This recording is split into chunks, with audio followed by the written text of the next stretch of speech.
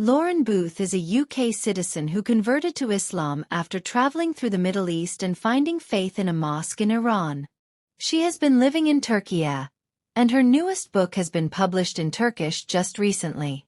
Lauren Booth, a high-profile British convert to Islam, sums up her life on her website as such. The daughter of a Jewish model and troubled TV star, Lauren Booth survived a house fire, lived through the excesses of the 90s as an aspiring actress, put her life as a parent at risk to report on Palestine, twice, and found faith in a mosque in Iran.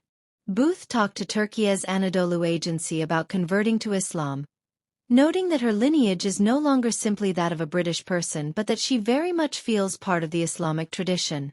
So my history is not the queens and kings of England. It's the Ottoman sultans, the Prophet peace be upon him. It's that lineage and that life, Booth says. Booth embraced Islam 11 years ago, during her travels to the Middle East. She is an author, journalist and a motivational speaker. Her recent book, In Search of a Holy Land, has recently been published in Turkish. Her website introduces her previous book, Finding Peace in the Holy Land, as a groundbreaking memoir about accepting Islam in the modern Western context. Booth has traveled all around the Muslim world and ended up in Istanbul 3 years ago, where she now resides. She says she is grateful to Allah for being drawn to Turkey. Booth also points out that she's not the only one. Many other Muslim converts, from Britain to Canada, are also being drawn to Turkey. It's like there's a great gathering going here. Booth also runs a YouTube channel with close to 27,000 subscribers, talking about Turkey, her travels, and the history of the country, as well as timely topics such as the Quran burning incident that happened in Stockholm just last week.